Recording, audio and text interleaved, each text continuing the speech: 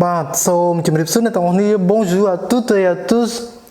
J'espère que vous allez très bien. Tông này ở tháng này cứ nhom sôm thưa mấy điển sòng khai mùi để này dường pi quân là niệm cam sật nè. Phần tai môn đằng nhom thưa video sòng khai này cứ nhom ban thưa video sòng rai phần dồi giang lùm ắt pi ca pra nâng pi tụm rong quân là niệm cam sật, ok? Trong video mớiนี้คือครอนแต่ในตรงนี้กรอเล็กมือแต่มือเพลทคืออาจปราบานแต่มาดองนะส่วนในตรงนี้สังเกตมือจากมือขยมโอเคส่วนในตรงนี้มือในทีนี้คือขยมเมียนโปรตีนนะอย่างที่ pronom sujet คือเมียนทับโปรตีนโอเคยังมีโปรตีน je tu il a nous vous il a plusieurs d'accord ให้ในกล่าวตีปีนี่คือขยมเมียนnon masculin singulier non masculin singulier មានថានាមភេទប្រុសនៅตรงនេះនាមភេទប្រុសឯកវចនៈកន្លងទី3នេះគឺខ្ញុំមាន non féminin singulier នាមភេទស្រីឯកវចនៈចំណែកឯក្រឡោមទី4នេះគឺខ្ញុំមាននាម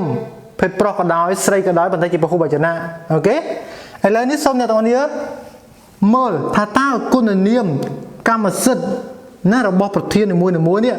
ហើយនៅពីមុខនាម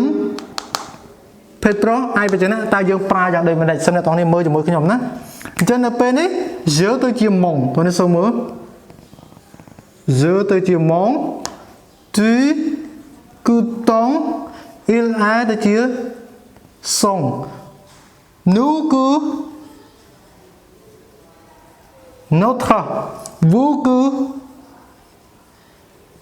votre il a plusieurs ទៅជា là អូខេសូមអ្នកទាំងនេះមើលណាបន្តបន្ទាប់ចំពោះនាមភេទស្រីឯកវចនៈគឺយើងមាននៃគេទាំងនេះសូមមើល ma ta sa ណាទាំងនេះ mon ton son ma ta sa អូខេហើយ Nous, vous, il, elle គឺនៅដដែលអូខេ Notre votre លើគឺលើដដែលណាបងប្អូននេះតោះនេះខ្ញុំសូមបញ្ជាក់បន្តិចណាកន្លែងនេះគឺខ្ញុំមិនបានបែងចែកថានាមភេទស្រីឯកវចនៈផ្ដើមដោយស្រៈទេណាបងប្អូននេះចឹងបងប្អូននេះបើសិនជានាមហ្នឹងនាមភេទស្រីណាបងប្អូននេះបើសិនជានាមហ្នឹងនាមភេទស្រីហើយឯកវចនៈហើយផ្ដើមដោយស្រៈម៉ងនេះគឺវាអាចប្រែប្រួលទៅជាមកសំទោសនៅតោះនេះណាម៉ានេះគឺប្រែប្រួលទៅជាម៉ងអូខេខ្ញុំទៅសេហ្វឺតពណ៌ក្រហមអូខេចុងម៉ាទៅជាម៉ងទៅជាតងទៅជាសុងសូមអ្នកទាំងនេះពិនិត្យមើលខ្ញុំដាក់ផ្កាយណាអូខេតើនេះសូមមើលណាកន្លែងផ្កាយហ្នឹងគឺមានន័យថាអញ្ចែតើនេះសូមមើលផ្កាយទាំង3ហ្នឹងគឺមានន័យថា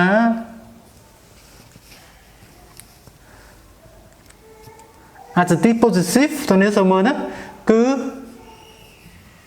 Adjectifs Possessifs បូកជាមួយនឹងទៅនេះសូមមើលណានាម non ហ្នឹងគឺនាមហ្នឹង non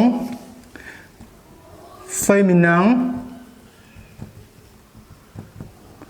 non féminin singulier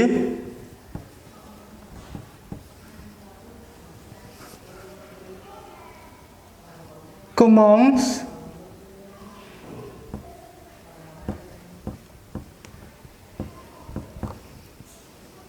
par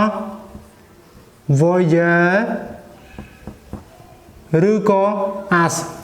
ជាសំដៅតោះនេះមើលណាម៉ងតងសងកន្លែងនេះគឺមានន័យថាចេះគុណនាមកម្មសិទ្ធិហ្នឹងគឺនៅពីមុខនាមភេទស្រីឯកវចនៈ